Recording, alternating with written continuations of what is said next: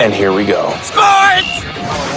I listen to you guys all the time. It's awesome. I'm in the mood for one of your classic anecdotes. Give yourselves a round of applause. All right, that's enough. Hey guys, there is someone I want you to meet. Dave Hooker Show with Caleb Calhoun on Off the Hook Sports. Represented by T. Scott Jones, banksandjones.com, Tennessee's trial attorney from the Ted Russell Ford Lincoln Studio, East Tennessee's #1 volume and customer service dealer, Ted Russell Ford and TedRussellLincoln.net. We're all part of the same team here. Now to the Dave Hooker Show on Off the Hook Sports. Welcome to the program, and man, we are loaded up. A lot of football talk. As I'm aware that it's March Madness, sort of, kind of, but it's the conference tournament. Let's be real honest. We'll address that a little bit later in the program, but we're going to talk a lot of football. Is Nico Iamaleava a disappointment if he stays at Tennessee for 4 seasons? That'll be today's tough question coming up, brought to you by Banks & Jones, Tennessee's trial attorney, banksandjones.com. What is the Vols' best moment last 25 years? We play off I think it was on The Athletic, greatest sports moment of the past 25 years. I think it's interesting because you say the past quarter century and it rules out 98, the national championship season. So if we said past 30 and you said anything but 98, you would be an idiot. But in this particular case, 25 years excludes that. So we'll discuss. Has Josh Heupel already determined his starters at open positions? That'll be hot or cold, brought to you by City Heating and Air Conditioning. I think he has. This day in Tennessee sports history. Tim Burchett, who I like, went on the Senate floor and defended Tennessee baseball and called for Asunda to be released by the NCAA. Is that his place, or are there more important things going on? I would think there is, but maybe not. Also, stat of the day, who will be the Vols' backup quarterback? We're hearing McIntyre, we're hearing Merklinger, we're hearing both. So we'll get into that a little bit later in the program. So we've got a lot going on. Caleb Calhoun, as we broadcast from the Ted Russell Ford Lincoln Studios, East Tennessee's largest volume dealer. How are you, sir? I'm good. How are you doing, Dave? I'm doing well. I've come across something that I find very intriguing.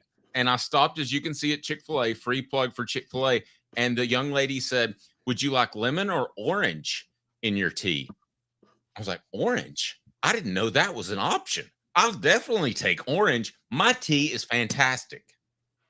Really? Your tea's fantastic. Tremendous? Yes. Tremendously awesome it is. So go ahead and jump on board.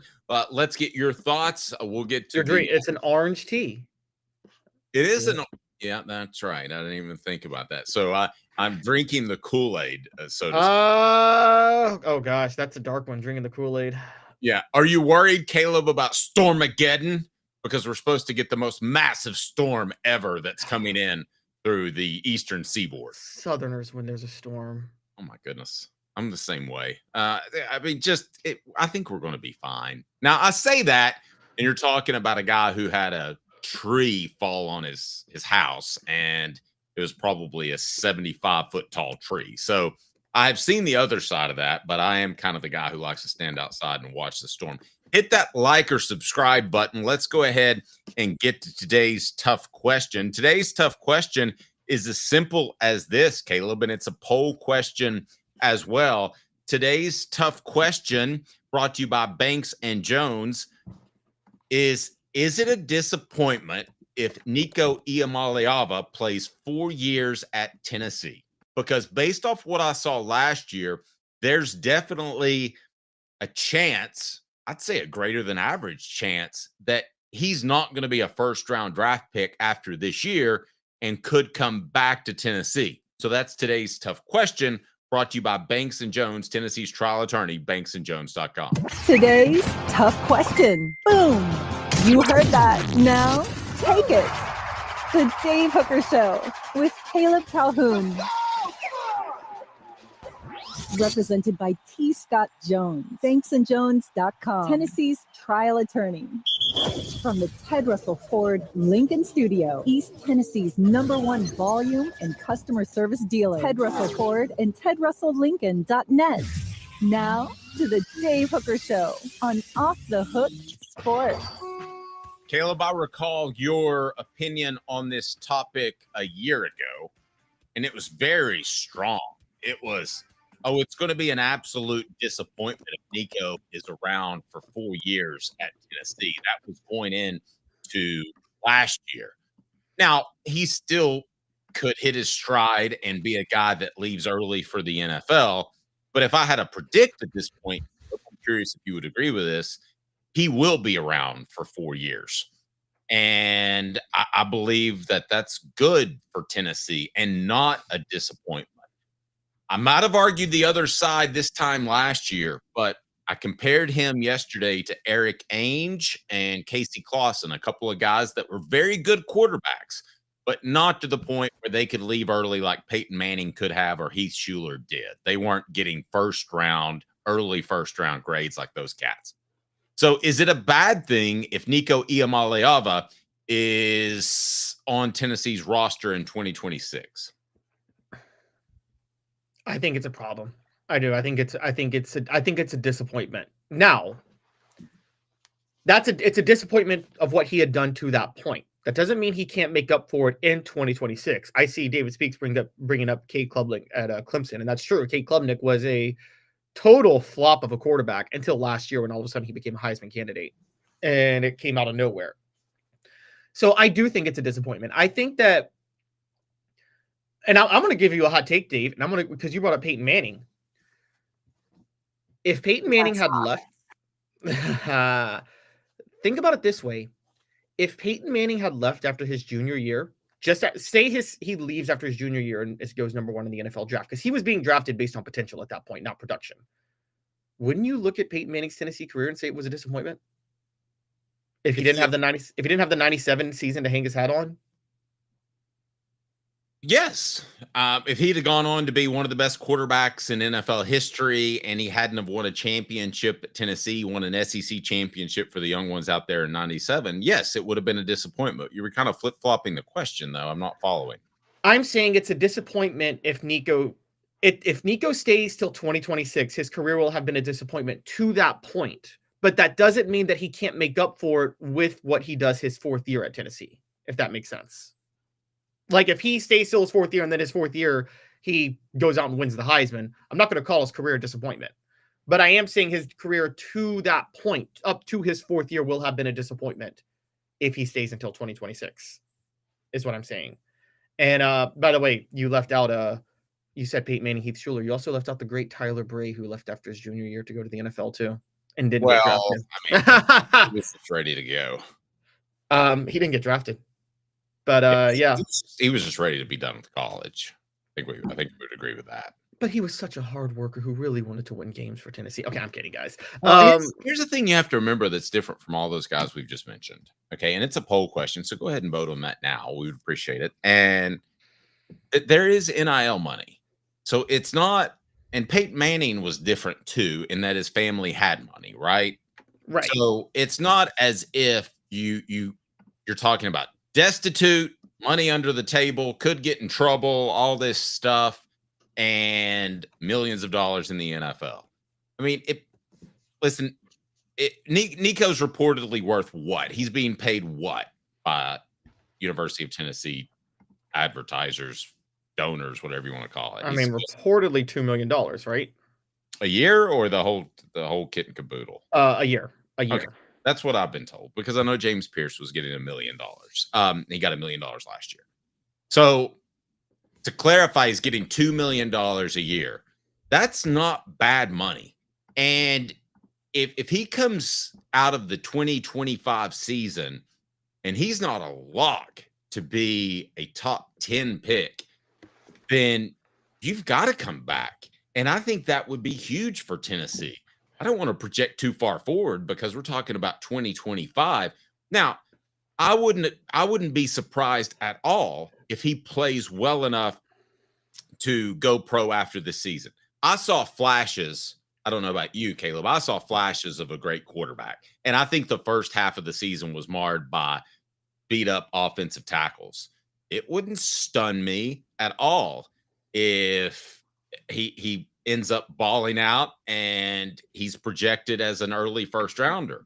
But to me, there's talk of his leadership. There's talk of his not maturity, but his leadership. I think he could use another year. If I had to project right now, I would say that he gets a second or third round grade after this season, comes back, and he's 230 pounds. He's about 220 right now. He's about 215, I think. He's about 230 pounds, and you're talking about a beast of a prospect. And that's good for Tennessee because it's stability at a position. Just ask Georgia that it's tough to have stability at because of the transfer portal. All right, so let me pose this question to you, Dave, because they will always get compared. Who is more likely? Who is more likely to enter the NFL draft next year? Arch Manning or Nico Iamaleava? Wow. I would say Arch Manning hasn't even played. Yeah, I would say Arch Manning. I've seen glimpses of both. I think Arch is a little bit better.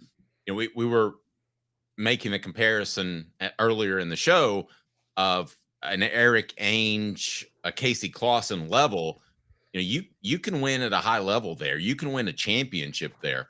But if those are 8 or 9 quarterbacks on a scale of 1 to 10, I think Arch is going to be a 10.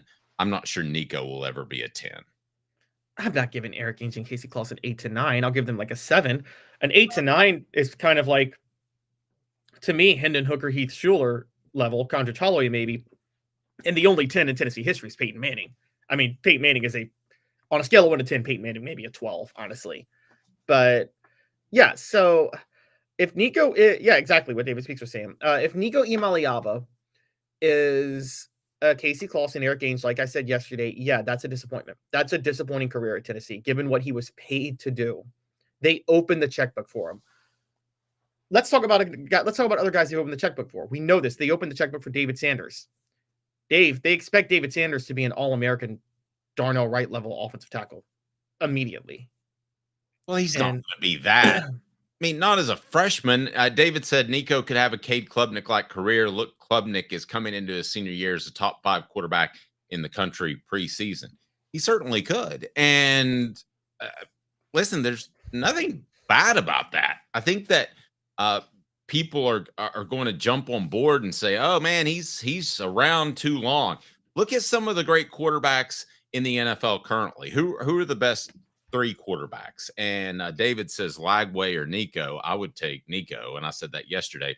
David also says Arch Manning is a lock number 1 if he has slightly better numbers than Quinn Ewers did last season. I think so too. But again, his family has money; he could turn it down. So, Caleb, who are the top quarterbacks in the NFL? I mean, I think you'd have to say Patrick Mahomes, Josh Allen, Lamar Jackson are the top 3 in the NFL right now.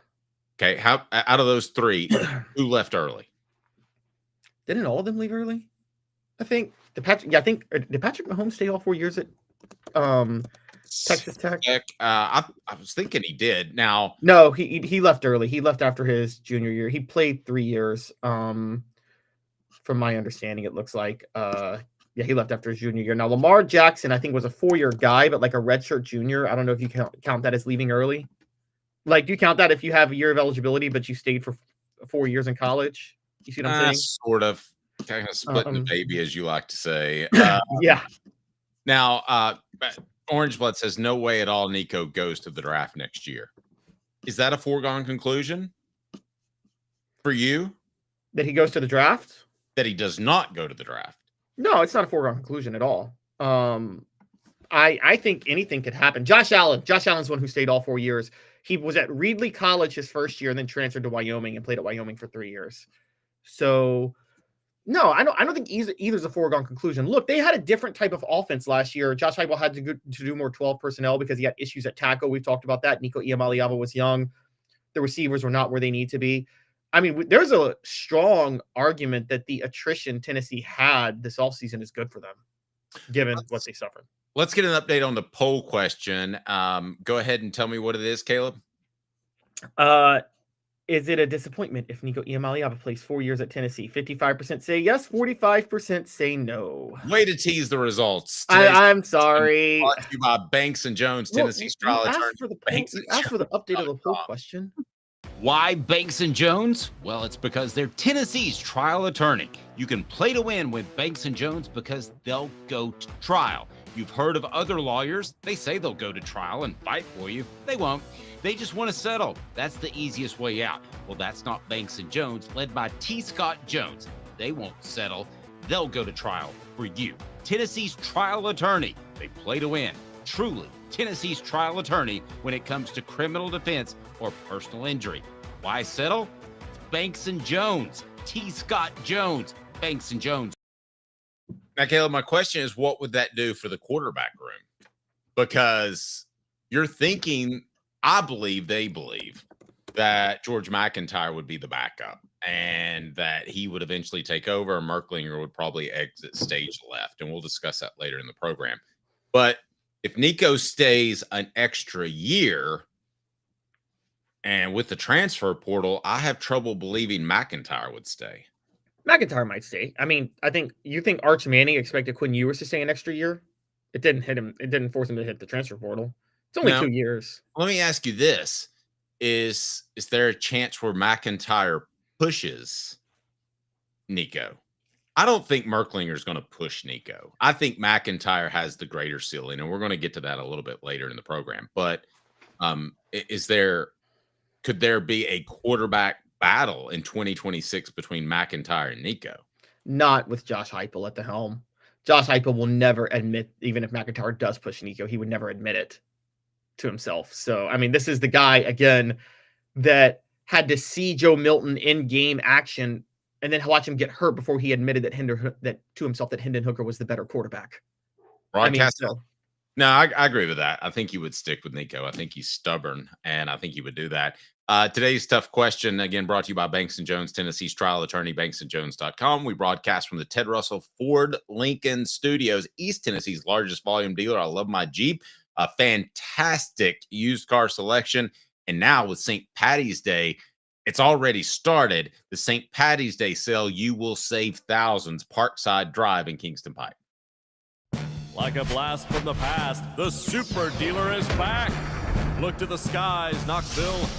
The Super Dealer is fighting for price, service, and the American-made. Ted Russell Ford is your Super Dealer, just in time for Truck Month. Save up to $5,350 on this new Ford F-150 XLT Hybrid, or save up to $7,000 on this new Ford Expedition. Come see the Super Dealer today at either Ted Russell Ford location, Parkside Drive, or Cooper Mays here. Hit like and subscribe. Frank, like the name, but serious or something. The Dave Hooker Show with Kayla Calhoun, represented by T. Scott Jones. Banksandjones.com, Tennessee's trial attorney. From the Ted Russell Ford Lincoln Studio, East Tennessee's #1 volume and customer service dealer. Ted Russell Ford and TedRussellLincoln.net. Now to the Dave Hooker Show on Off the Hook Sports. Okay, I will admit that I completely ripped this off from Will West of the Sports Animal. I'm on his program each and every Wednesday. And there was, I believe it was by The Athletic, the greatest moments in sports in the past 25 years. And it might as well have been put together, developed for Tennessee, because Tennessee's athletic department has a championship, but not a football championship since 1998, which puts you outside the 25-year mark. So the greatest Tennessee moment in the past 25 years, we want to hear you on the message board. Give me your suggestions. I have mine, and I feel very strongly about it. But I caught some flack for it, to be real honest with you, when I was visiting with Will West and his cohort for the day. So, Caleb, let me ask you. The greatest moment in Tennessee football history in the past 25 years. Tennessee football specifically, or Tennessee? I'm sorry, Tennessee athletics. Well, it was obviously when Jerry Green took the team. It's obviously when he took them to the Sweet 16 in 2000, man. No, I'm kidding. I'm obviously joking. I think it's Tennessee beating Alabama in 2022 in football. It was close to me with the Tennessee win over Florida in 2001, the Tennessee win at Miami, the Tennessee win at Georgia, the one that Juwan Jennings called the Hail Mary, and the Tennessee win over Alabama. But I think the Tennessee win over Alabama in 2022 is the peak moment. A close second is actually, to me, Tennessee basketball in 2008 with Bruce Pearl when they beat Memphis at Memphis, because the whole world descended onto the state of Tennessee for college basketball that week. I'd never seen that before. So for me, it's football beating Alabama and then basketball beating Memphis in 2008. You could say Lady Vols, their 2 national titles, or in women's basketball, or you could talk about, I guess you could talk about the baseball one, but I'm going with those 2. Well, I'm going to be real honest.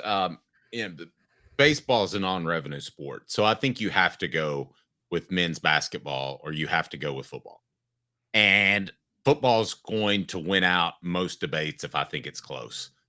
I don't think it's close. I think it's the 2001 Florida win. You can take the Alabama win if you like, but beating Florida on the road, that was essentially a playoff game to advance. It was like a quarterfinal game. That was huge. I see a lot of votes for the Juwan Jennings catch, but he didn't beat Alabama, though. He beat Georgia. Yeah, beat Georgia. So that was a mistake by our poster there. But now I just don't see how it can't be the 2001 Florida game. The thing about the 2001 Florida game is how bittersweet it is for fans to look back on. Because while in the moment it was amazing, you're right. But then you go back and you look on that moment and you can't talk about that game without talking about how they lost to LSU a week later. A game they should have won to go to Miami for the Rose Bowl. Or to go to face Miami in the Rose Bowl. And think about it this way. Here's where that moment would matter more. If Tennessee beats LSU, I think you and I agree, talent-wise, Tennessee probably loses to Miami in the Rose Bowl, right?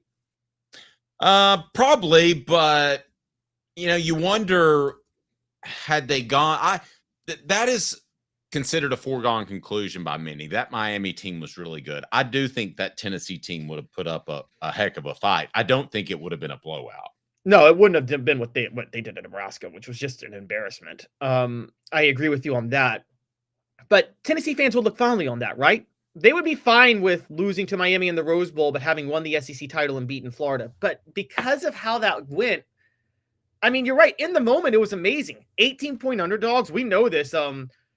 It's funny. Coaches always say, we're focused on the game or whatever. But Fulmer actually admitted that his players read the line during the week and read the point spread, and they got really upset about it. Well, that was the only time that I've ever heard a coach reference a point spread.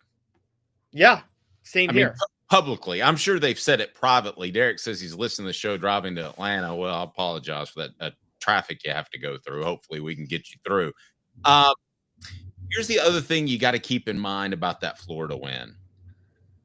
If Tennessee beats LSU, and I don't want to get too off topic here, but I guess I'm going to. If Tennessee beats LSU, Philip Fulmer does not lose his job in 2008 because he's played for another national championship. And despite what may have happened in 2005, he has more leash, correct? Philip Fulmer, oh, totally. And Tennessee wins 3 SEC titles in 4 years. And I'll take it a step further. I don't think the recruiting suffers. I think Philip Fulmer starts to recruit even better than he was. I think Tennessee losing to LSU, there were 2 significant losses that year for Tennessee. Remember that upset loss to Georgia where Dominic Stevenson bid on the play fake? That really hurt Tennessee recruiting because it allowed Mark Richt to start recruiting Georgia and competing with Philip Fulmer for Georgia. If Tennessee beats Georgia that year, Fulmer still has a pipeline into that state, doesn't he? Yes. And then the loss to LSU, I think, raised too many red flags on Philip Fulmer that hurt him nationally on the recruiting trail going forward. So not only does he get forgiven for 2005, I don't think 2005 happens, Dave, if Tennessee beats LSU in 2001. I agree. Yeah. I think they have better talent. They have a few more players. And I think the most frustrating thing about that LSU loss, the SEC championship game in 2001, Rohan Davey and LeBrandon Tofield were ruled out at halftime. Yeah. Well, they lost their starting tailback and their starting quarterback. And I remember they announced it at halftime, and usually they don't do that. And I remember going online and booking my trip to LA. So it's all my Have fault. you seen Matt Mock's stat line for that game? It's horrible. Passing. It's like 6 of 12, isn't it? No, it's 5 of 15 for 67 yards, but he was the MVP because he ran for 50 yards and had 2 touchdowns. And I mean, I'll just never forget I forget which coach literally saying, yeah, you know, we had prepared for a pocket passer, and Matt Mock ran a quarterback draw. And I'm like, you have to prepare for a quarterback draw? Yeah, that was the thing. There are times where a different quarterback comes in with a different style and does throw you for a loop, right? Yeah. But not just running the draw. Not running the draw. I mean, like if Lamar Jackson was a freshman on that team and he comes in and he's running around like crazy, or like a Mike Vick type player, well, then I would say, okay, you're not prepared for that. I get it. Okay. But Davey was more athletic than Mock. Mock only ran the draw. It's not like he got outside and made plays. He couldn't complete a pass. And it's not like Rohan Davey couldn't run the quarterback draw. So you should have been, like, Jimmy Hyams actually said this. He's like, Rohan Davey ran a few draws that year. You should have been somewhat prepared for it already. And yeah, absolutely. And Pseudo Sham says, and it propels Saban to his dominance. So it was a double whammy. It's true. Although, to be fair, if you look what propelled Saban to his dominance was, look at that 2001 recruiting class at LSU. I mean, before they won the SEC title that year, he was already on his way because he just loaded up on Louisiana talent pretty much. But is that his most impressive championship? SEC, I think that's his most impressive coaching win of all time. There are actually 3 major upsets that Saban earned on his way to the top. 2 of them are against Tennessee.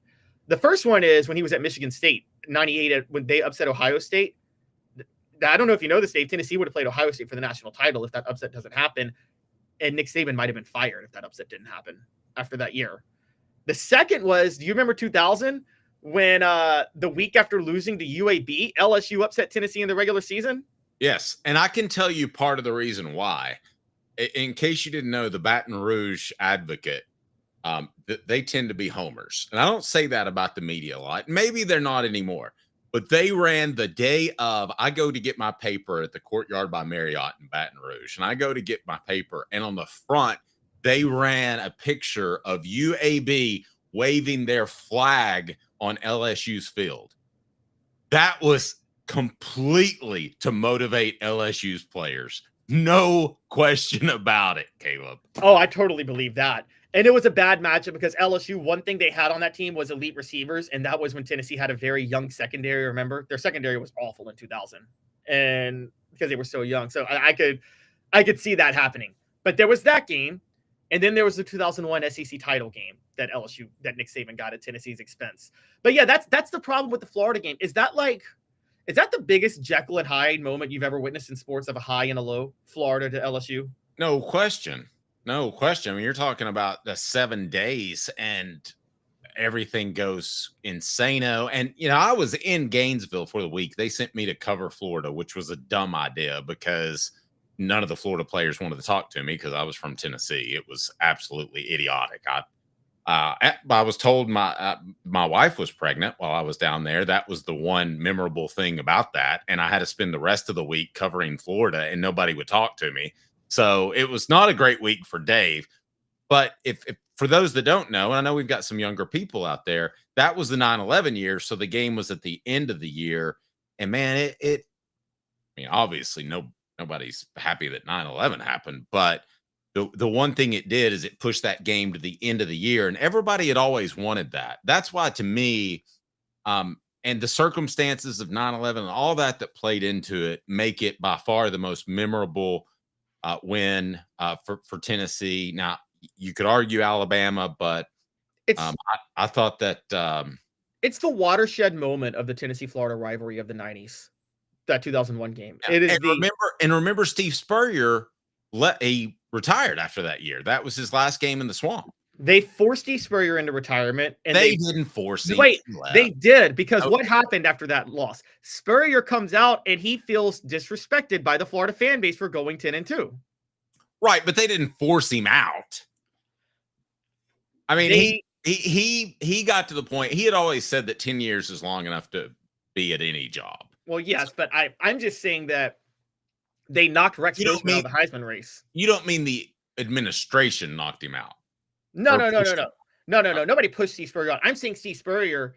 I will never forget, like, after that game in his press conference, like, because that was the year, if you remember, guys, Rex Grossman that was the best offensive season Florida ever had under Spurrier. That Rex Grossman was better than Danny Warfel under Spurrier during that time. And Rex Grossman was a better quarterback than Danny Warfel. Absolutely, he was. And he was going to win the Heisman until that game. And Spurrier, I'll never forget, just saying, we didn't win anything. We had a lot of great games, had a lot of fun games, but we didn't win anything. And we talk about no championships or anything like that. That basically Tennessee, that Florida game. It's funny. It's even more ironic. That 2001 loss to LSU propelled Saban's dominance. That 2001 win over Florida ended Spurrier's dominance over the SEC. If you think about it. Okay, here's why it's not the Alabama game in 2022. Double D Piping provides full-service fire protection on any scale. From residential homes to government facilities, we can assist any customer through design, fabrication, installation, inspection, and demonstration of fire suppression systems. With 30 years of service across 5 states and a full staff with over 40 years experience, our quality can't be beaten. Don't get caught watching what you could have prevented. Call Double D Piping, the absolute best in. The difference is the Florida win was on the road. The Alabama win was at home. And I will say this too, that is still at the point in which Tennessee's offense was surprising people. I don't want to say it's a gimmick win. Don't get me wrong, but it is not a hunker down and just beat somebody like they beat Florida, which I second guess myself was a little gimmicky because of the Prowler defense, but it still was. They beat Florida head to head. They didn't surprise Florida. They didn't need a late field goal. They did need a late Buck Fitzgerald pass defense, but that to me is the difference on the road. Here's the big difference. Tennessee beat Florida 34-32 in a game that it actually, okay, let's go with the Alabama game first. Tennessee beat Alabama off a last-second field goal in a game that Alabama kind of gave away. Wouldn't we agree? They kind of gave that game away. They had to make a few mistakes for Tennessee to win. They did. And Tennessee won at home. And Alabama, I think we would both agree, was the more talented team on the field that day. Tennessee beat Florida in 2001, 34-32, in a game that really looked like a 2-touchdown win for Tennessee. Even though they only won by 2, they kind of dominated Florida, didn't they, in that game? I mean, manhandled them. And that is the big difference. I think about Rex Grossman. Dave, you want to hear a great twist of irony? Yes. Peyton Manning was 0-3 as a starter against Florida. We know that, right? Couldn't beat Spurrier. If you think about the NFL, Peyton's 2 Super Bowl wins came against former Florida quarterbacks, Rex Grossman and Cam Newton, who was a former Florida quarterback. And Peyton Manning ended Tim Tebow's career.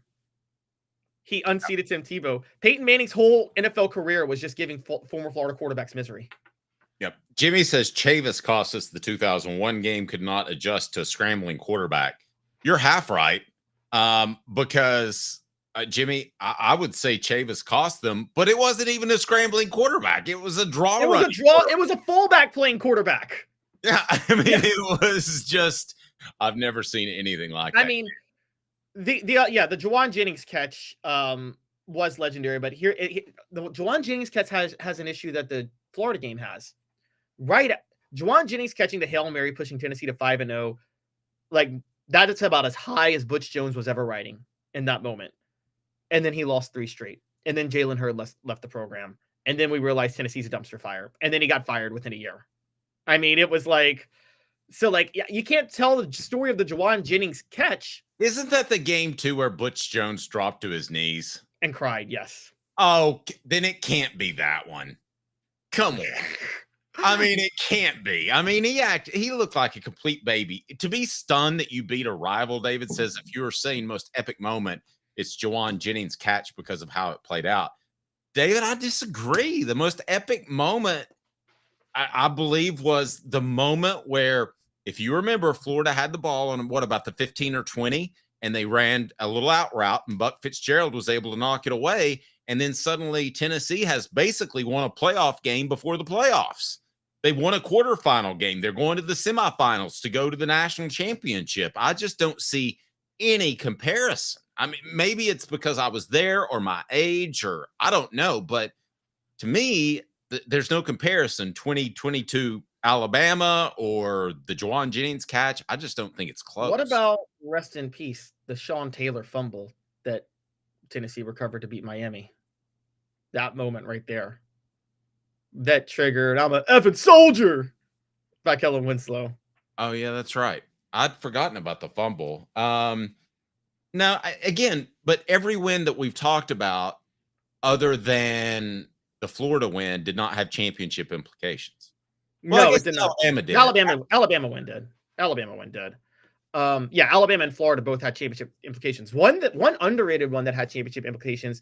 Do you remember the 2004 upset road win at Georgia when Tennessee beat David Green in his senior year? I do. That had title implications. That propelled Tennessee to the SEC title. That was the week before Tennessee gets blown out by Auburn, and Kevin Burnett comes out. I almost said Kevin Durant. Kevin Burnett comes out and says, we'll see them again, saying we'll see Auburn in the SEC championship game right before they're going to play Georgia on the road and they're double-digit underdogs. Yeah, I remember that. Me thinking he is absolutely crazy because there's no way they're going to make it back. Sports Treasures carrying over 5 million sports treasures and so much more. Follow on Facebook for the best sports memorabilia. Go to facebook.com, Sports Treasures TN. It's right down below. Follow them today. You were going to say, Caleb? Two other ones. 2003 Florida, the James Banks Hail Mary catch. That's a pretty good moment. Yes. 2004, the James Wilhoit 50-yard field goal.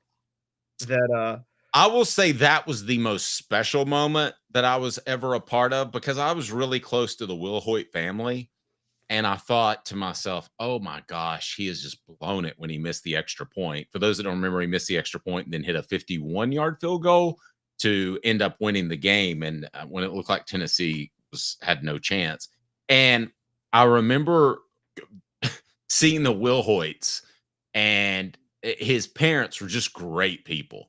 And they were like laughing. They were so giddy. It was a combination of crying and laughing that I couldn't even interview them. I said, can you believe that? And they're like, yeah. And I literally just moved on and went to the locker room because I thought it would be cool to interview his parents, but they were just in this state of non-alcohol inebriation. they should get a gift basket for the ref that missed the personal foul penalty on Jonathan Wade and called it on Dallas Baker and then accidentally stopped the clock. Yep. So they gave Tennessee 15 yards and stopped the clock. That's why that field goal happened. Hit that thumbs up button. We appreciate that. Also, continue your comments on Tennessee's greatest moments of the past 25 years. Now, if we were to say non-revenue sports, Well, we didn't even go revenue to the point because basketball. Do we agree that basketball is the Memphis game in 2008? Is there anything close to that? No, I would agree with that. Yeah. Non-revenue, it's the which one? Lady Vols now? Which one of the Lady Vols national titles or the baseball national title? I'd probably say the Lady Vols. Don't you think that women's basketball still gets more publicity than college baseball? Yeah, but the only thing is last year was Tennessee's first title in college baseball. It's like when the Lady Vols won their 2 with Candace Parker. Wasn't there kind of a sense of been there, done that with Pat Summitt? Yeah. I mean, I could see that. I just think that women's basketball, maybe it's because I cover Tennessee, is a bigger deal than baseball. And I don't want to say that with Tony Vitello on the air, who we're going to have on next week. But that's just my sense, Caleb, that more people got excited. You know, also, you got to remember the College World Series is in the summer. A lot of people are vacationing. I just feel like more people get excited about a women's basketball championship than a baseball championship. You're probably right. Oh, Jerry Green said in an interview after he retired, that's what held him back at Tennessee, was they care too much about women's basketball. All right, 2 minutes, and then we come back and we talk some spring football practice. Also, this day in Tennessee football history, I think Josh Heupel has already determined some starters at open positions. We'll discuss that. Hang tight. The show represented by Banks & Jones, Tennessee's trial attorney, banksandjones.com, as we broadcast from the Ted Russell Ford Lincoln Studios, East Tennessee's largest volume dealer. It's a new year, a new day, and Ted Russell Lincoln has an exciting new offer to share. Right now, get a 2024 Lincoln Navigator with 0% APR for 72 months and up to $4,000 in bonus cash. Or drive away in a new 2024 Lincoln Corsair Grand Touring with 0% APR for 60 months and up to $4,500 in bonus cash. It's time to get excited about the ride. Come and see what a luxury car experience truly is at Ted Russell Lincoln Knoxville. Now in its 45th year, the second and third generations continue Joe Newbert's commitment. His vision of what this business needed to be, we still try to live up to that. Joe Newbert Collision Center. Having been in the jewelry industry for a long time in the Knoxville community, I saw a need for a jeweler, a real jeweler. Our ability to do these designs has really been based on the customers bringing new things in and challenging us as a store. Our goal is not to tell anybody what they want. Our goal is to listen to what they want and then help them get there. Schedule your consultation today to get your special someone the perfect custom gift just in time for the holidays. Hi, Mike Davis here with City Heating and Air, reminding you to always dare to compare. Our team provides quality local heating and air service, installation, and maintenance across East Tennessee. We use only the best equipment like American Standard heating and air conditioning for your residential, new construction, or commercial needs. Honesty, dependability, and customer satisfaction have been the cornerstones of our business since 1961. City Heat and Air. Dare to compare. Double D Piping provides full-service fire protection on any scale. From residential homes to government facilities, we can assist any customer through design, fabrication, installation, inspection, and demonstration of fire suppression systems. With 30 years of service across 5 states and a full staff with over 40 years experience, our quality can't be beaten. Don't get caught watching what you could have prevented. Call Double D Piping, the absolute best in Ginger Power, the Dave Hooker Show with Caleb Calhoun. Represented by T. Scott Jones, banksandjones.com, Tennessee's trial attorney. From the Ted Russell Ford Lincoln Studio, East Tennessee's #1 volume and customer service dealer, Ted Russell Ford and TedRussellLincoln.net. Now to the Dave Hooker Show on Off the Hook Sports. Travis agrees with me. People love women's basketball more than the Diamond Vols. And for those that are watching on our video platform, they see my toboggan that I got recently. Dave's auditioning for the sequel to 8 Mile. What do you think? It's a Carhartt toboggan. Here's why I got this toboggan, because I love my Jeep and I love having the top down. I got a Ted Russell Ford Lincoln. Ted Russell Ford, as a matter of fact. You can go to tedrussellford.net or tedrusselllincoln.net, and they're on Parkside Drive and Kingston Pike, 2 locations to serve you. And the used inventory is fantastic, but you'll also save thousands as it is St. Patty's Day. So this is what I wear so I can keep the top down a little bit longer. And people are like, aren't you cold with the top down? I'm like, no, I'm perfect. You just blast the heat and you put this little hoodie thing on, and I'm good to go. Hookers love having their tops off. Yeah. Travis goes M&M. Yeah, that's pretty good. Travis says M&M ginger, and Dave could whoop some rear. More like 8 steps. Yeah. Instead of 8 miles, 8 steps. All right. I'll take the hoodie off there. I just wanted to give you that. All right, I got a question. And this is the top down one of like the 4 topics that male country singers talk about nowadays in country songs? It's like it's beer, a girl they're attracted to, their truck, or their top down. Isn't that pretty much it in male country songs now? I think so. I saw an interview recently. Like, I was flipping around. I like Theo Vaughn. I think he's funny. And he was interviewing a country singer, and the guy goes, because, most of these guys don't write their own songs. That's why I'll give Taylor Swift a little credit. She writes her own songs, at least we think. So, but this guy said there was a big hit that another country star did. I'm messing it up because I don't like country music, but there was a big hit that another country star did, and it was about a truck. And he goes, I actually had an offer to do that song. And, I'd done 3 truck songs, so I didn't think I should do 4. I'm like, you're a country singer. What the hell else should you do? Well, that's like, if you do 18 truck songs, nobody's going to get upset. I was laughing. You're so right. And I laughed so hard because like when I loved Taylor Swift back when she was doing country music, and country music fans would be like, she's not country, she's pop. But you're out here listening to Luke Bryan or Jason Aldean like they're not pop. Like they're not just, oh, I drive on a dirt road on a truck and I had to drink beer and I've got a dog and the dogs, they're dogs. It's their dogs, their trucks, their dirt roads, their beer. Drugs. Now female country artists are like, I saw a meme. It's like half the female country songs out there are like, oops, I accidentally killed my husband. That's a good one. I just thought that was funny that he took he took a stand on that's one too many truck songs and he missed out on a huge hit. Plus, I don't know. I mean, I have a pretty good voice. I used to sing back in the church choir.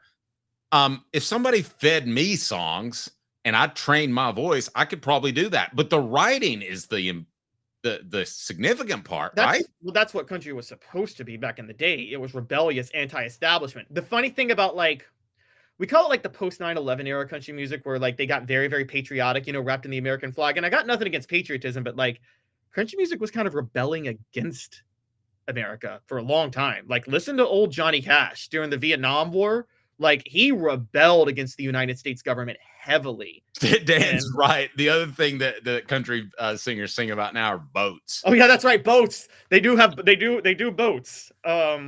Well, that's my favorite about like Kid Rock's like progression. Like in the 90s, you were a wankster with dreads, okay, a white dude wearing dreads and like acting like you're from the hoods of Detroit. And then like 20 years later, I'm sipping whiskey out the bottle, driving on a boat, and you don't drive a boat. You know what I mean. But like he has a music video where he's on a boat and he's singing about whiskey out the bottle, and I'm like, yeah, 20 years ago, you talked about being from the hoods of Detroit. It turns out you're neither. You grew up on a really, really fancy suburban house just outside of Detroit. And P. Diddy did a video on a boat. Stat of the day. They never lie. Or do they? Stat of the day. The Dave Hooker Show with Caleb Calhoun. Off the Hook Sports. Stat of the day is this.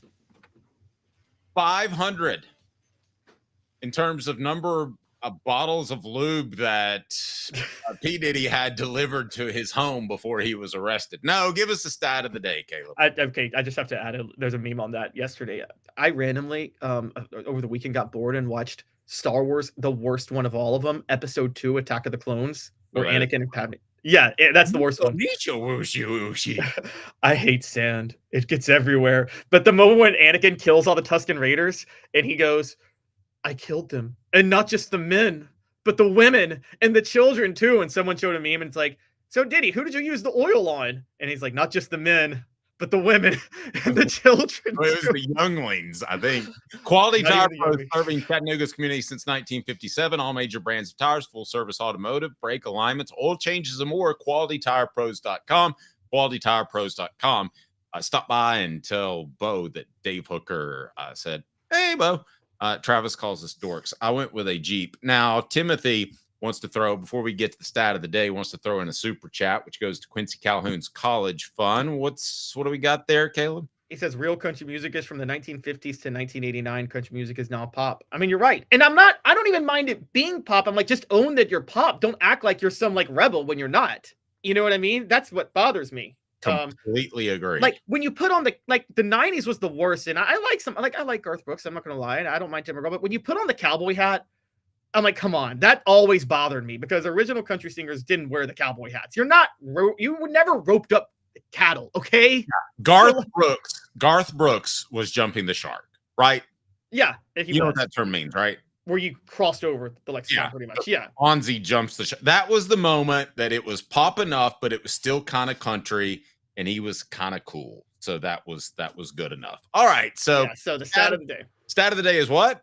All right. So stat of the day is Tennessee still holds the longest record of consecutive years of not making it to the SEC tournament semifinals, which is from the year the SEC expanded in 1992 all the way through 2007. Tennessee, 16 straight years, Tennessee never made it past Friday in the SEC tournament. Wow.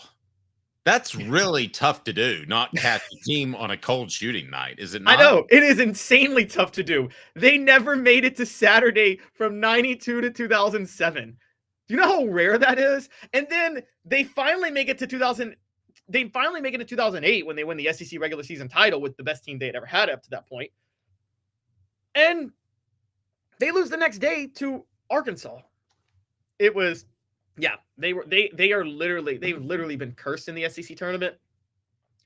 Luckily, for them, the NCAA tournament selection committee doesn't reward you at all for conference tournament wins anymore, so they don't have to care. Portions of the program. I think the reason I like Garth Brooks is I had a crush on a girl in high school that loved Garth Brooks. I don't mind Garth Brooks. I like some of his stuff too. I don't like. It's a little too. I don't like. By the way, my favorite thing about country music and boats, country music's supposed to be about the struggles of the working man. Working men can't afford boats. It's true. Joe Newbert Collision Center. For nearly 50 years, Newbert Collision Center has been East Tennessee's best choice for quality repair work and fantastic customer service. They bring you stat of the day, Newbert Collision Center. It is time for Hot or Cold, brought to you by City Heating and Air Conditioning, 50 years in East Tennessee, cityheatandair.com. Let me ask you this, Caleb, in generalities, how set do you think Josh Heupel is on his starting roster when Tennessee rolls the ball out there against Syracuse? Because I think Josh Heupel gets set in his ways sometimes to a fault. You? I think Josh Heupel has been set on his starting roster since before the college football playoff ended, since before Tennessee lost to Ohio State. I'm dead serious. Actually, yeah, since the early signing period, since he inked up his early signing class. I'll go a little further, actually. I take that back. Josh Heupel's been set on his roster since the transfer portal window of the winter closed. Honestly. Okay. Let me ask you about individual positions. Hot or Cold, brought to you by City Heating and Air Conditioning, cityheatandair.com. 50 years in East Tennessee. Here we go. Where do you stand? Hot or cold? Brought to you by City Heating and Air Conditioning. Integrity matters. 50 years in East Tennessee. cityheatandair.com. On Off the Hook Sports. All right, so Jack starts us off. Offensive line starters are set. Hot or cold on that notion, Caleb? I think 80% of his offensive line starters are set. So why don't you just say 4 out of 5? Yeah, 4 out of 5. I know I should. But okay, so I think Sam Pendleton, he knows is going to start. I think William Satterwhite's locked in. Lance Hurd is locked in. And I do think David Sanders is locked in. I'm sorry, he's locked in at right tackle. Josh Heupel's going to do everything to make him work. I'm going to disagree with you there. I don't think David Sanders is locked in. I understand that Josh Heupel in the past has pushed probably guys out there, Joe Milton, for instance, that he thought were ready but probably weren't. I don't think you can do that on the offensive line. I think David Sanders. So I think there's 4 out of 5 set. I think Mo's set at right guard. I think Pendleton will be left guard. Satterwhite, no question, center. But at right tackle, I'm not so sure that Larry Johnson wouldn't hold on to that position, or they might do something else, because it's my nature.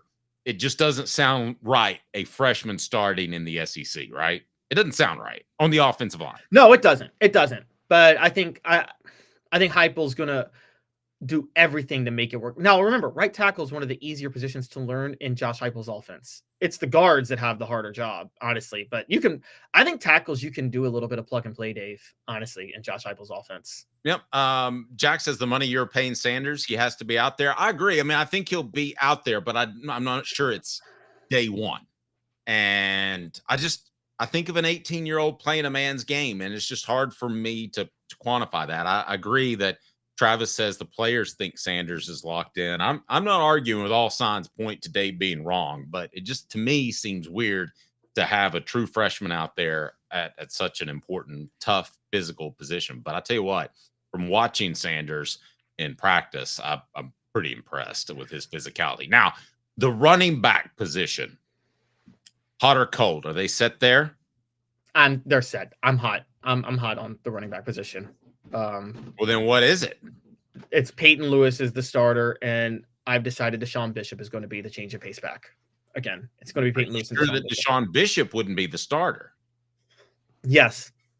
I've read and heard sources that they wanted Peyton Lewis to work out last year. He just was hurt early. So I think Heupel is all in on Peyton Lewis. When Dylan Sampson went down against Ohio State, they played Peyton Lewis more than Deshaun Bishop, if I'm not mistaken, in that game. So yeah, I'm cold on that. I don't think they know, and I'm not completely ruling out Star Thomas either because he's a physical back. Deshaun Bishop is running back number 1. The thing about Peyton Lewis that's scary to me is that he's suffered an awful lot of injuries to just be a sophomore in college. That's scary to me. Is he going to hold up physically? Deshaun Bishop, running back number 1, another vote from Travis Bishop, number 1. He's a local good story, but is he going to be able to hold up the entire season? I don't think so. No, he can't be the full-time starter. I still maintain. Now, Brew McCoy says he can. Maybe I'm wrong, but I think so. You know what? I noticed a lot of Tennessee fans because he's a local kid rooting for it. You know what it reminds me of, Dave? Is I'm a hardcore Memphis Grizzly fan, and if you listen to Memphis radio, hey, we're doing pretty well right now. Yes, but if you listen to Memphis radio, they always want them to draft former Tigers. Always. They're like, oh, please, they need, like, there was one year, like, they need to draft Antonio Burks to have him as the backup point guard. It's like, if you ever let people in Memphis, like Tiger fans, be the GM of the Grizzlies, it'd be horrible. But yeah, I think people want to see Deshaun Bishop work out because he's a local kid, but I think he's just a change of pace guy more than anything. He was a walk-on. And by the way, that's not a diss on Knoxville. Knox County has got some low-key, some of the most underrated football talent in the country. Those kids almost always work out. Okay, hot or cold, he's set on Matthews, Brazel, Staley, top 3 receivers. Oh, he's set on his top 3, but it's not that. Oh, okay, who you got? Oh, you're going to say it's Boo. Matthews, Brazel, Boo Carter. It's Matthews, Brazel, Boo Carter. I'm telling you, it's Boo Carter. Caleb, you don't really believe that, do you? Boo's his boo. Okay, that's not. Yep, it's Boo Carter. I am telling you, it is Boo Carter is going to be the starting slot receiver. And should we make a bet on how many catches Boo Carter is going to have this year? I'll put the over under at 19.5, and I'll bet any amount of money you want to put on it, and that'll be brought to you. Loser has to do the show shirtless. I don't mind doing that. I got pecs. Brought to you by City Heating and Air Conditioning. My pecs brought to you by cityheatandair.com.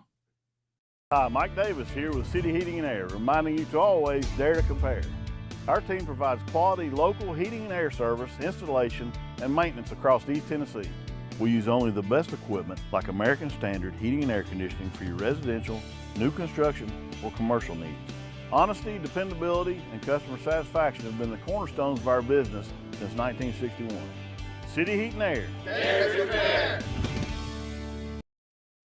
You know, I covered Travis Stevens, so I'm going to learn from my mistakes because I didn't think Travis Stevens could have a successful season. David said it. I'm on board. David, Deshaun Bishop will be Tennessee's leading rusher and not Peyton Lewis this year. And I'm changing my mind right here live on the show. Whatever. I actually can't. Look, I've lightened up a little bit because of what Brew McCoy said, but Dave, there's one big difference. Travis Stevens did have amazing vision. We agree with that, right? And have you ever seen somebody recognize the hole faster than Travis Stevens? No, I think he was fantastic. The other part, and this is something Bishop doesn't have, Travis Stevens' breakaway speed was incredible. I mean, you weren't catching him if he got into the secondary, honestly. And he was very fast. He wasn't big enough for the NFL, but he was very, very fast. No, Deshaun Bishop's not going to be Travis Stevens, guys. I'm sorry. Now, if Boo Carter was getting back to Boo, if he was 100% offense, I would totally agree with you. He's your starting slot receiver, and he's going to be fantastic. But they need him on defense. Brought up in our message board, Boo will get packages, not start. Tim Banks won't have it. Yeah, I mean, think of the dominoes that you could start to drop if you tell Tim Banks taking your best player, it might be Aaron Carter, but right up there, top 3 players, Boo Carter, and putting him extensively on offense and you lose him on defense. Then Tim Banks might say, why don't you stick it? I'm going to go be a defensive coordinator somewhere else. Tim Banks knew what he signed up for when he became Josh Heupel's defensive coordinator. They prioritize offense in practice. We know that. I mean, that's just how things work. So Tim Banks isn't fighting with Joey Halsey. If this was Tim Banks versus Joey Halsey, Tim Banks is winning. But Tim Banks has to fight with Josh Heupel. That's the biggest difference. And the head coach is always going to win out over the coordinator. I don't know what they're doing with Joey Halsey. I just got to be honest. I just don't know what he brings to the table. And trotting him out there to answer questions about Nico's leadership the other day was just bizarro to me. I mean, that question needs to go to Josh Heupel, right? It does. But we know you hate Joey Halsey, Dave. I don't hate Joey Halsey, but Josh Heupel also, but he wouldn't say anything. So I guess it's good that Halsey at least. Would you rather have Joey Halsey as your offensive coordinator or Joe Milton as your quarterback? Those are the two players those are the two people you hated the most at Tennessee. I hate Joe Milton. Wow, that's a good question. I guess I thought from the get that Joe Milton had a slow release and that he was a little bit too mechanical, so to speak. So I didn't think he was ever going to be very good. Joey Halsey, I could see, Dave Clawson turned into a very good coach because he got rid of that flip-flop in the offensive line thing. So I could see Joey Halsey turning into a very good coach one day. I just don't know that he brings a lot to the table now. I could see that. For the record, Dave Clawson was actually a good coach before. He just had to learn how to coach at this level. And he was smart, so he adjusted. And David said, I watched Peyton Lewis, who has similar size to Jabari Davis. And that is who he reminds me of. If he's, no offense to Jabari, but if he's just Jabari, then that's a disappointment. That's a massive disappointment. Jabari Davis had the worst breakaway speed. I think of any. He should have become a tight end, honestly. Well, he was a big physical tailback who didn't like contact. Yeah. That's right. awful. My favorite is when he scored a touchdown against Florida, the game you talked about, there was a giant hole and he dives over into the end zone. It's like, bro, you didn't have to dive. You could have just walked in. Like there was a clear hole for you to score, but he dove into the end zone. He was tired. It had been a long, long run for him. Let's get to this day. Yes, let's get to this day in Tennessee football history. I remember when he showed up and they ran in shells. You know what shells are? They're like not full pads and not even shoulder pads, but just shells. And they would do basically nothing for the high school football day when they would have high school coaches in to watch practice, and they'd have like Mike Tomlin or somebody speak to them. And I remember talking to some high school coaches I know, and they go, let me tell you about that Jabari Davis. That's going to be the best tailback that ever played here. Because I'm telling you what, when there was no contact, he looked like Bo Jackson. And you were like, oh my gosh, this guy's special. And then he didn't really like contact. Can you remember him trucking anybody as big as he was? Did he ever truck anybody? No. And as a matter of fact, after he played significantly his sophomore and junior years because Cedric Houston got hurt both years. But remember his senior year, it was all Houston and Gerald Riggs. They barely played him his senior year. Yeah. Honestly. Just didn't like contact. This day in Tennessee sports history. It's cool, baby. It's cool. Now you know, and knowing is half the battle. The Dave Hooker Show with Caleb Calhoun. Off the Hook Sports. All right, this day in Tennessee football history or Tennessee sports history is. Dave hates all the Joes and Joeys. I like that, Travis. On this day, I'm giving you a -1, but it's the worst game Dave ever had to cover, so I'm just going to do it for him. 26 years ago today, Dave had to sit and cover Tennessee playing Southwest Missouri State in the second round of the NCAA tournament. Wow. Wow. Yeah, and Southwest Missouri State was a big underdog, and they won by 30. Yeah, it wasn't like 30. It wasn't like some crazy upset. They won by 30. I mean, you kept waiting for Tennessee to turn it on because they were that type of team that had so much talent they could overcome, but they never did. And that may have been this day in Tennessee sports history, but you want to go 2 days back, then it was the Delaware game. And they that barely was won that game. 44-42, which wasn't it Delaware State actually, or was it Delaware? I'm pretty sure it was Delaware. Okay. But Dr. Naismith was turning in his grave during that game. I mean, it was like they took basketball and set it back 200 years. It was horrible. That team And I told you I came across an old SI column of Tennessee going into Jerry Green's second year, and there was no excitement that there should have been. He just got them to the first NCAA tournament in 10 years, and his first year on the job, they returned everybody. Everything was talking about why doesn't this Tennessee team play defense? They don't play defense. And it was just critical of how lazy they were on defense. And they obviously had some shortcomings, but they also got really unlucky at times. I go back to the Brendan Hayward. They win that game and advance probably to the Final Four because they would have played Tulsa, if I remember correctly. And if Brendan Hayward doesn't get in foul trouble and Julius Peppers doesn't come in, then they don't have a mismatch because they didn't have anybody that could guard Peppers, who, those that don't remember, was a great defensive end and forward in basketball for North Carolina. But at that point, Jerry Green's got to adjust and turn up the tempo. And I mean, they have a 9-point lead, but it's funny. We had Burt Bertelkamp on 2 days ago. We did his all-time starting five of his era. You notice with point guards, he went between Zakai and CJ Watson and didn't mention Tony Harris. Oh, well, I still don't know what position Tony Harris was supposed to play. Point guard was his natural position.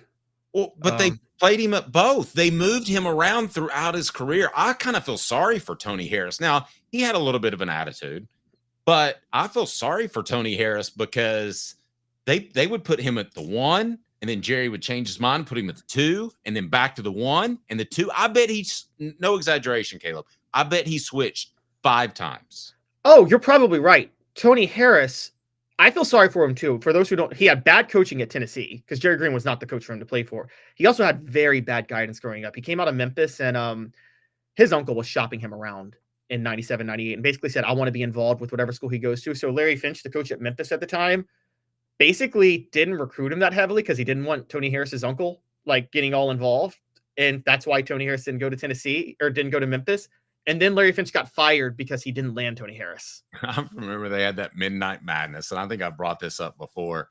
And they run out Tony Harris and all those guys out there. He was good, pseudo champ, but they run Tony Harris out there, and on his first dunk, it's a Midnight Madness. It's a fun practice. First time you can practice Midnight Madness. Yeah, let's have it. It's midnight, and I'm actually sitting in the stands, which I never did, with a friend who's a huge Tennessee basketball fan. And Harris comes down and comes up lame, gimpy, because he had bruised his heel. And my buddy was like, oh, bleep. Tennessee basketball's doing it to me again. It was that quick, Caleb. His first practice. That's insane. By the way, Zakai Ziegler is the anti-Tony Harris. He's massively overachieved for what he is, or is Tony Harris massively underachieved? No, I can agree with that. Give us 2 minutes, and then we're going to get to Tim Burchett's comments on Tennessee baseball on the Senate floor. Should he have said that? Also, the SEC tournament should model the college football playoff model. We'll see. And who will be the Vols' backup quarterback? Give me 2 minutes off the Hook Sports with Caleb Calhoun. I'm Dave Hooker, the show represented by Banks & Jones, Tennessee's trial attorney, banksandjones.com. We broadcast from the Ted Russell Ford Lincoln Studios, East Tennessee's largest volume dealer. Why Banks & Jones? Well, it's because they're Tennessee's trial attorney. You can play to win with Banks & Jones because they'll go to trial. You've heard of other lawyers. They say they'll go to trial and fight for you. They won't. They just want to settle. That's the easiest way out. Well, that's not Banks & Jones, led by T. Scott Jones. They won't settle. They'll go to trial for you. Tennessee's trial attorney. They play to win. Truly, Tennessee's trial attorney when it comes to criminal defense or personal injury. Why settle? It's Banks & Jones. T. Scott Jones. banksandjones.com. Dave Hooker here for Dynasty Pools and Spas. Your home for the best spas and everything you need to jump right in. Relaxing? Therapeutic? Absolutely. But what sets Dynasty Pools and Spas apart from others is that you get everything with any spa purchase. You get the cover lift, the steps, delivery, and chemicals. When Dynasty Pools and Spas delivers your spa from their Athens location within 125 miles, you'll get your own personal hydrotherapy spa. Mention me, Dave Hooker, or Off the Hook Sports, and get $500 off your top quality new spa. Dynasty Pools and Spas, just off the Athens exit. Drop in and receive a free gift from Off the Hook Sports, Dynasty Pools and Spas. Mention Off the Hook Sports for a drop-in prize and that $500 discount, Dynasty Pools and Spas. To check out some of the Dynasty Spa models and to buy spa chemicals, go to dynastypoolsandspas.com. Dynasty Pools and Spas. Now in its 45th year, the second and third generations continue Joe Newbert's commitment. His vision of what this business needed to be, we still try to live up to that. Joe Newbert Collision Center. Are you ready to get strong? At NFC, we offer top-notch weight training and functional fitness, so you can build strength and improve your performance. Join today at nfc1.com or stop by any one of our 7 East Tennessee locations. Like the name, but serious or something. The Dave Hooker Show with Caleb Calhoun, represented by T. Scott Jones, banksandjones.com, Tennessee's trial attorney. From the Ted Russell Ford Lincoln Studio, East Tennessee's #1 volume and customer service dealer, Ted Russell Ford and TedRussellLincoln.net. Now to the Dave Hooker Show on Off the Hook Sports. So, Caleb, is Tony Harris the most disappointing Tennessee basketball player in history? This is so hard for me to be, because I mean, I know a lot more about Tony Harris than like people in Knoxville even do. I think a lot of people who cover Tony Harris, their reflection on him is something that a lot of people who knew about Memphis basketball recruiting kind of knew about him going. They knew he was going to be that way. But we also knew that it wasn't his fault. It was his uncle's fault. And he just had, I'll just say this. Tony Harris had some bad people around him and his family. And well, it rubbed off on him because at some point you're a man and you have to handle your own business. But yes, but if you have that, part of that is having a good coach to, like, Jerry Green was not the coach for him to play for. No. I mean, if Tony Harris played for Bobby Knight, whatever you think of Bobby Knight, whatever you think of him, he probably could become an NBA player then. I wouldn't argue that. Hemp House, the premier hemp dispensary online with a wide variety, great selection, and strict standards. Hemp House Chat with 2Ts.com. Hemp House Chat with 2Ts.com. Use the promo code HOOKED for 10% off. HOOKED for 10% off. What the H? Tim Burchett's going off about Tennessee baseball on the Senate floor, huh? What the H? Wow, I never worked hard on anything. What a cool life. For real? The Dave Hooker Show with Caleb Calhoun, represented by T. Scott Jones, banksandjones.com, Tennessee's trial attorney. From the Ted Russell Ford Lincoln Studio, East Tennessee's #1 volume and customer service dealer, Ted Russell Ford and TedRussellLincoln.net. Now to the Dave Hooker Show on Off the Hook Sports. Okay, I got in some hot water yesterday on the Twitter. Am I supposed to call it X now, or does it really matter? Hit that like button. It gets hot on X. Yeah. What happens when you have 3 X's open on your phone? It's triple X. Let me ask you this, Caleb Calhoun. You've covered politics as well. Tim Burchett talking about Tennessee baseball on the Senate floor. What do you make of that face value? Okay, face value, I wouldn't have had a problem with it if he had made it to a larger issue of Congress needs to analyze how the NCAA is treating its athletes, because then it comes to bettering the lives of people, which the federal government is responsible for trying to do, right? They're responsible for the, like that. That's what. Okay, but okay, put it this way. I was totally for the congressional hearings on steroids in baseball in 2005. Everybody got mad at it, but guys, there were kids in high school dying of steroids because they thought that's the only way they could make it to the majors. It was a real issue. Okay, there needed to be a congressional hearing on it. Now, did they need to bring the former players in to talk about it? No, that was a show trial at that point. But like, I was for those hearings. So I wouldn't mind if Tim Burchett had said, we need to figure out a way to make sure kids aren't being mistreated or abused by the NCAA.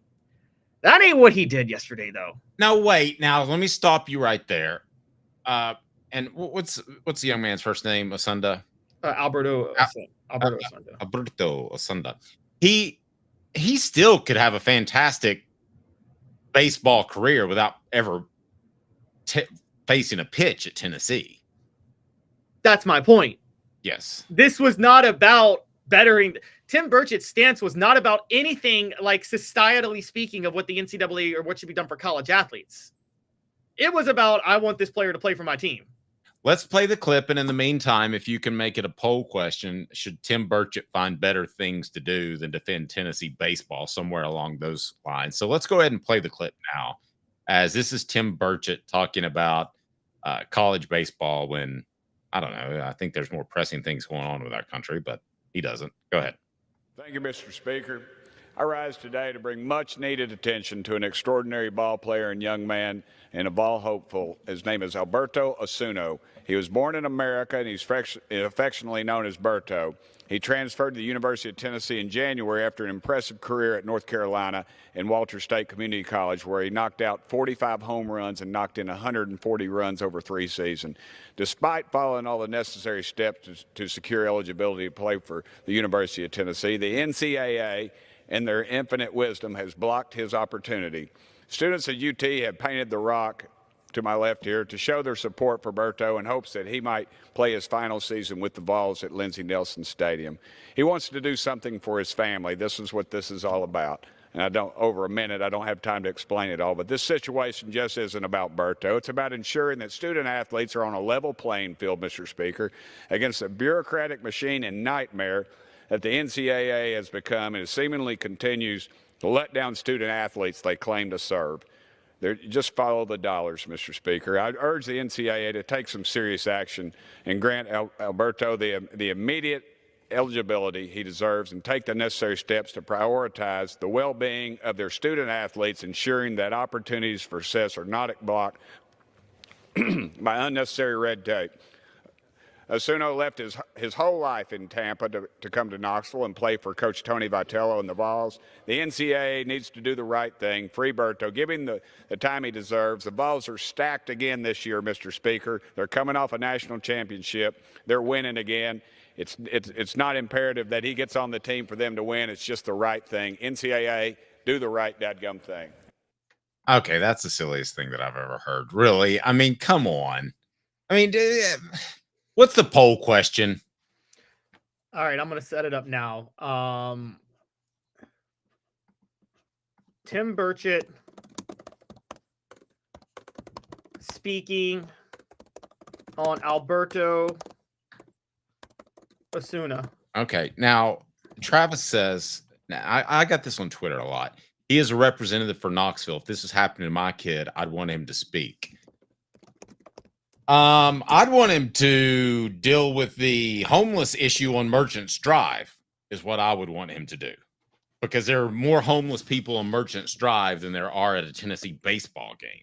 If you go early morning and lift there at National Fitness Center, which I do. So, I think there are other more pressing things. Let me ask you this quite simply. Is this about getting a little bit of, getting a few more votes, winning some people over, or is this about truly righting something that is unjust? This is about winning people over and grandstanding. The whole message, was there anything in there about reforms or suggested reforms? Did you hear anything, Dave, about suggested reforms? No. Nothing. So what is the point of that speech? Congress, the House floor is about debate and deliberation to figure out policies that you think would help the American people and your constituents. What did he propose there? He proposed literally no reforms whatsoever. So that was a waste of time. And by the way, Game No Bueno, I get your point, standing up for his constituents. My point is, what did he do to stand up for his constituents? One, Alberto Osuna is not a constituent there. I don't think he votes in Knoxville. So technically, he's not a constituent. Well, Tennessee baseball fans. So you're standing up for Tennessee baseball fans who wanted to see him play. But more importantly, what did he propose? Something that his constituents would want? Did he propose a reform? Because I didn't hear one in there at all. Okay, thank you, General Ursus, for backing me. If this wasn't happening at UT, would Burchett even care? No, we absolutely would not. Steven says, Dave, I think he's just wasting time that could be spent on something more important. Thank you. Nobody agreed with me on Twitter when I made fun of him. And Tim Burchett is not a big Dave Hooker fan because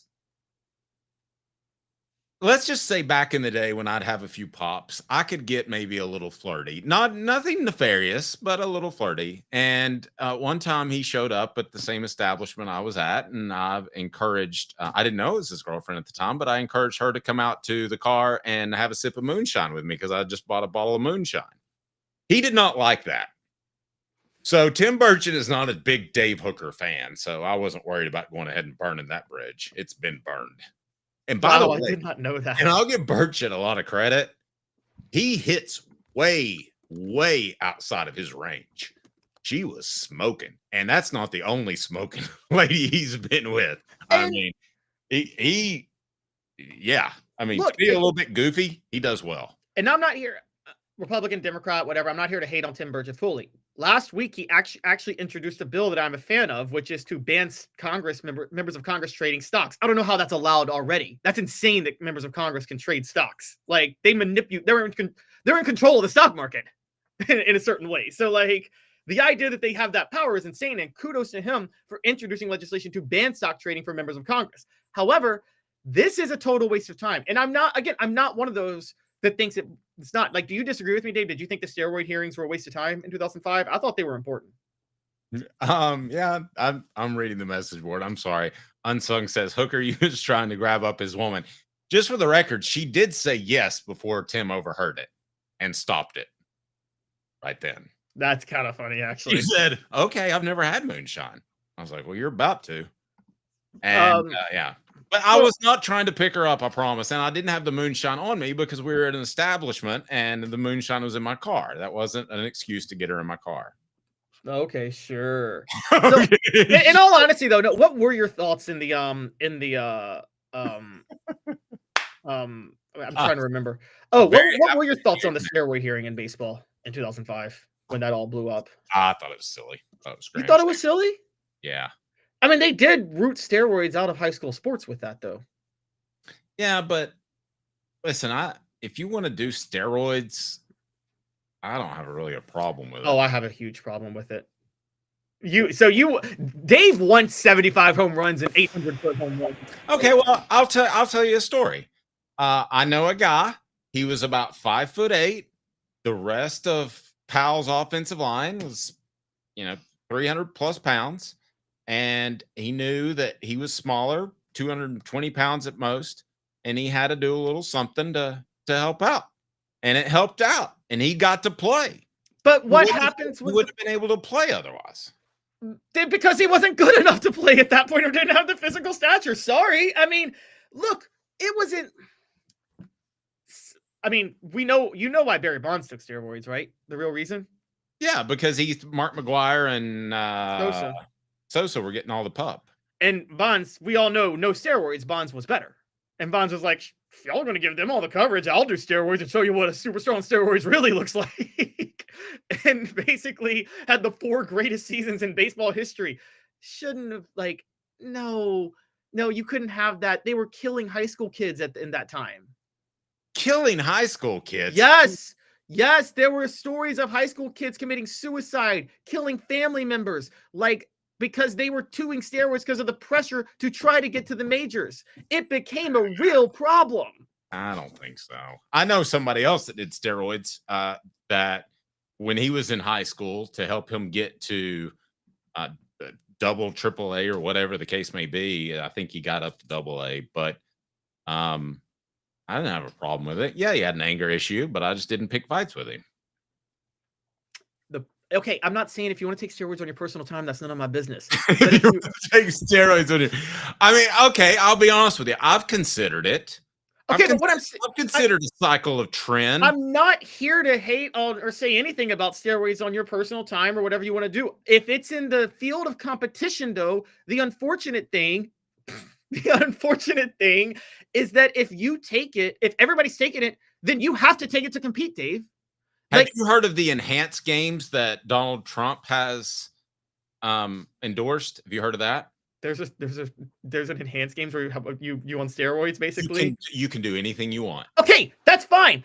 Let's do that. That's fine. But in the field of play, because you're taking a risk and you assume the risk, but in the field of play of baseball, football, or basketball, Dave, if everybody's doing steroids in baseball, then if you don't want to do it, you're not going to make the majors because you have to do it now to just compete. Yeah. That's the problem. Steven getting back to the moonshine, and Tim Burchett's girlfriend said Dave trying to get her drunk on East Tennessee's finals. No, I wasn't doing that. Now, one thing I do want to address really quick. Ballsman said steroids don't hit the baseball. I do. Steroids are for recovery. That's actually not true. What they were on, what Barry Bonds was on, improved your eyesight, improved your reflexes. Improved everything. It made you a better human. Yeah. With the exception of shrunken testicles. I think what Volsman was talking about was the human growth hormone. Wow, yeah, but Jose Canseco said that it may shrink your testicles, but it might make something else actually a little bit bigger. So, all right. It's which one do you prefer? If we do that shirt off show, then I am doing a cycle of trend before we do that. So I will be You're doing a cycle of trend? Yeah. No, trend. TREN. It's a common steroid. So I was actually thinking about it this morning. And by the way, it also, we know it doesn't make you. What's worse for you? A cycle of trend or the guy who goes home and drinks a case of beer every night? Obviously, the guy who goes home and drinks a case of beer. But Dave, you're not. If everybody in baseball went home and drank a case of beer, you're not going to have to do that to compete with them. Like, you're probably going to get an advantage, right? I mean, that's like, you shouldn't rule out. That's like, who's the track star? Sha'Carri Richardson. She got banned from the Olympics because she was smoking weed.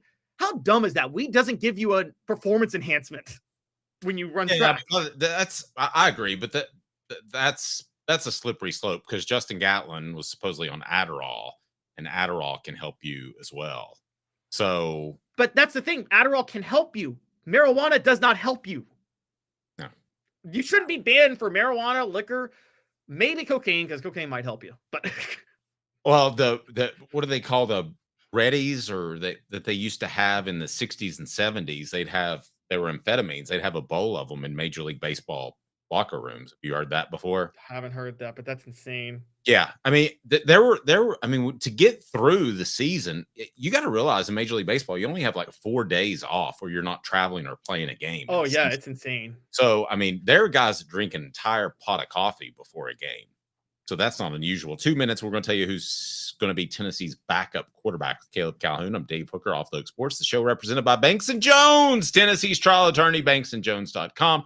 Broadcasting from the Ted Russell Ford Lincoln Studios. Hang tight. 2 minutes. Tennessee's backup quarterback up next.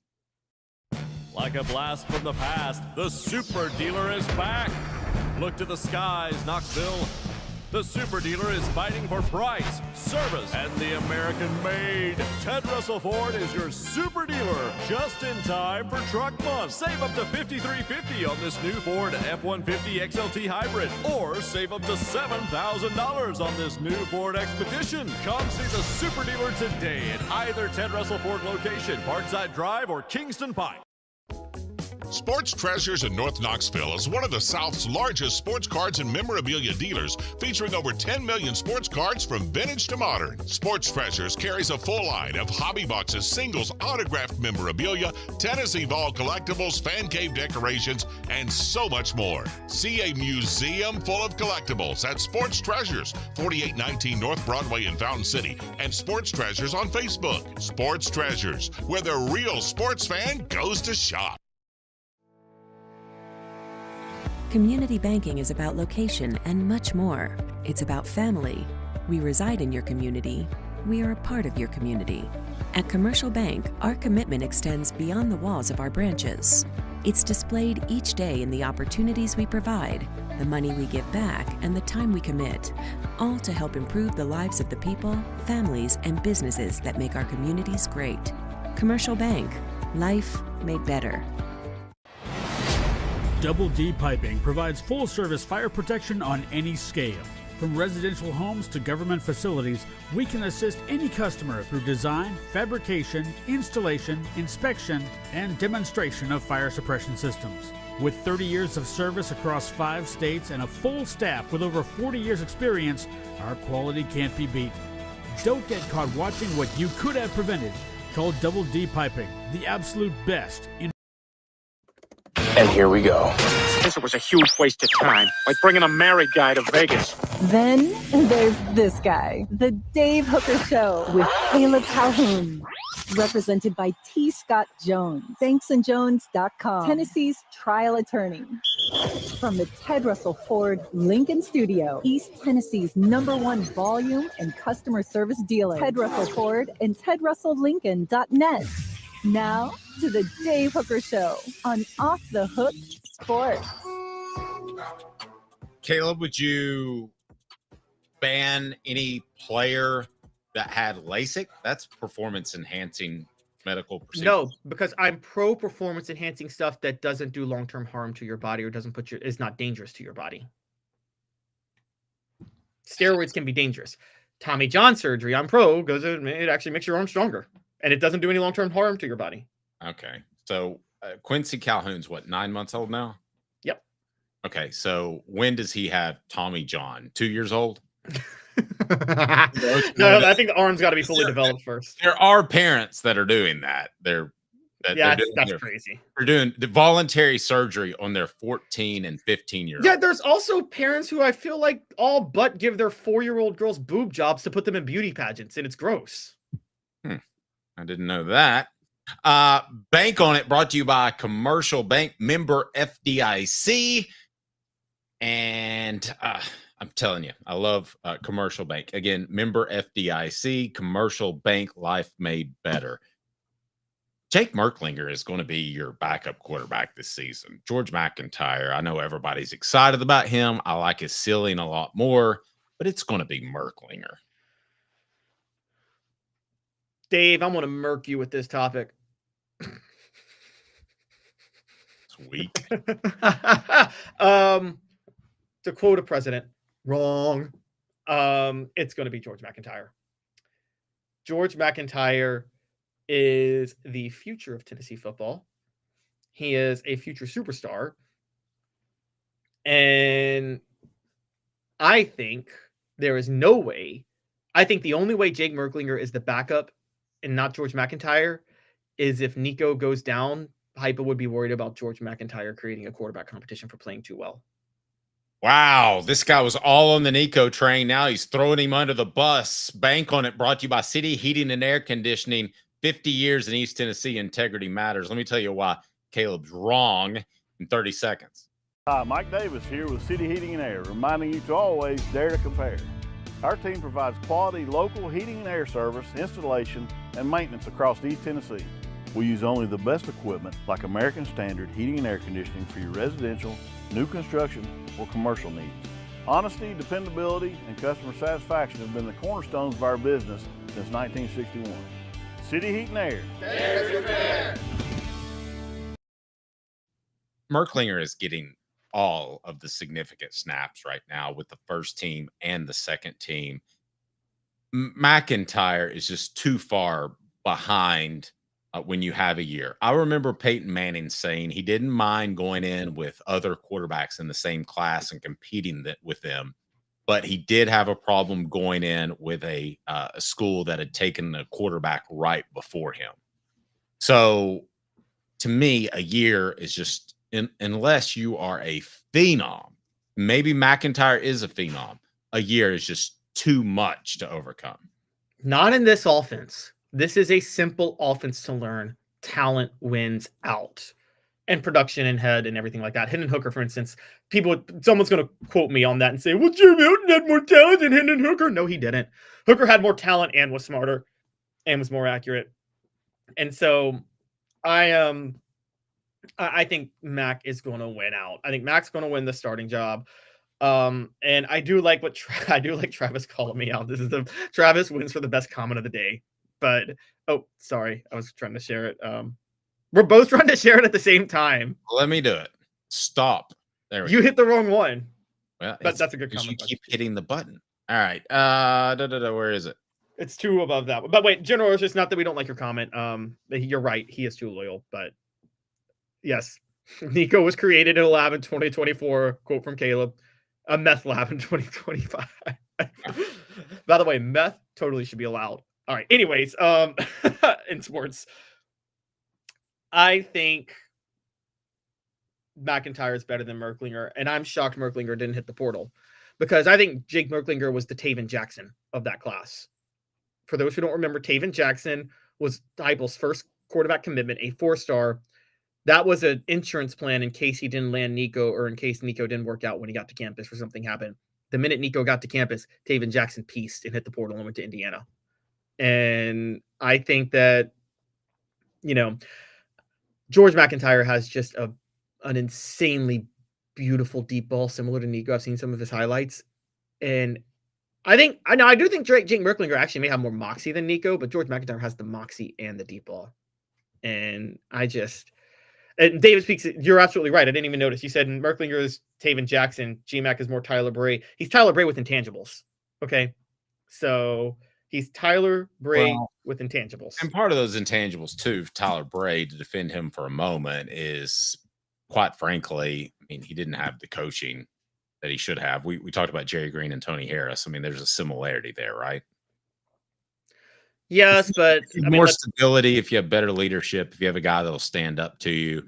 That Butch Jones was willing to bend over backwards for anybody that had talent, which is what Phil Fulmer did later in his career. Well, but Tyler played for Derek Dooley, but I don't know if Dooley bent over backwards. Maybe Dooley was the opposite. He might have been focused on way too many things not important that didn't make the players want to right themselves. But let's be honest, Dave. I know you like Lane Kiffin. Would Tyler Bray have had any better intangibles if Lane Kiffin was there? Oh, I think Tyler Bray, if he'd have been under Lane Kiffin, would have balled out. But he would have had. He might have still done the wave runner thing and thrown beer bottles at cars, but he would have been pretty good. And by the way, when he threw the beer bottles at cars one time, Derek Dooley was asked about it. You know what you say as a coach, right? That's not acceptable. We're going to suspend him, whatever. Derek Dooley was like, I'm just worried about his accuracy, man. He was missing some of the cars. I'm like, really? Yeah. You're trying to make a joke out of your quarterback throwing beer bottles at cars? He's the dumbest smart guy that I've ever met. Like, people that are smart, but they're not street smart. Yes. He's that guy. Bank on it. Derek Dooley's a goofball. Brought to you by Commercial Bank. Commercial Bank is your neighborhood bank. What makes us different from other banks? We understand that every customer has unique opportunities, challenges, and financial concerns. We don't expect you to fit into the same box as the next person or business. Whether it's purchasing a home, saving for your child's future, or planning for your next vacation, we're with you every step of the way to navigate life's big decisions. Commercial Bank. Life. Okay, so this is pretty much impossible, Caleb, but give me the prediction, because let's not forget Brendan Faison. Travis is cooking with the comments. Travis is winning the day with his comments. Share Travis's last comment. Yes, Bobby, bent over backwards for the cheerleaders. How do you see the quarterback position playing out? Daniel says, J Mark going to be a stud along with Faison. Heck with Nico. Get that kid here now. Just kidding, sort of. Okay, here's how I see it shaking out. I see Nico, this is my prediction, and a lot of things could change, actually staying for another year. I think Merklinger transfers. I think at that point, McIntyre's had enough time to catch Merklinger, unless something were to happen to Nico and Merklinger got a ton of game time. Because that's tough to overcome. Right now, Merklinger has the advantage of a ton of practice time over McIntyre. If he got a bunch of game time, then he would have that advantage over Brendan Faison or McIntyre, because I don't think McIntyre is going to be ready. So here's what I think happens. Then McIntyre's the starter, and Brendan Faison looks at his commitment at Tennessee with a very skeptical eye and may end up elsewhere. I do not have great confidence that Brendan Faison, given what Tennessee has in their Faison Brandon, you mean? Faison Brandon. I do not have great confidence that he will end up at Tennessee. Well, and apparently with some workouts and stuff he's done in the offseason, they're considering they've actually dropped his rating on some services. Faison Brandon, they think they might have overrated him a few services. So that's I kind of agree with you on that. It's kind of interesting. And yeah, by the way, book smart versus street smart, we just talked about it. Another person like that, Jose Canseco, since we were talking the steroid era. Like one of the smartest you said dumbest smart person. Jose Canseco is probably the smartest dumb person ever. I could see that. Yeah. The show represented by Banks and Jones. Yes, go ahead. We want to talk about the SEC tournament real quick. Yes, let's get the SEC tournament in there. What do we got? Well, you asked me for a prediction on that. I think Tennessee is actually 10.5 point favorite over Texas. As we're talking about this, as you guys listen to this later, the game will be played and probably be over. So this, just at the risk of being outdated, I'll just say this much. If Tennessee doesn't win this game by 15, they were trying to throw it. Texas just played a 2 overtime game with Texas A&M last night. So there's no reason that Texas, after playing 2 overtimes, should lose to Tennessee, should beat Tennessee, who's rested and a significantly better team. That's what I agree. Tennessee's probably going to win. We're going to be dated for a lot of people that are watching this since it's a 3:30 game, but we certainly appreciate it. The show represented by Banks & Jones, Tennessee's trial attorney, banksandjones.com. We broadcast from the Ted Russell Ford Lincoln Studios. Get better soon, Andy Watt. We're thinking of you and praying for you.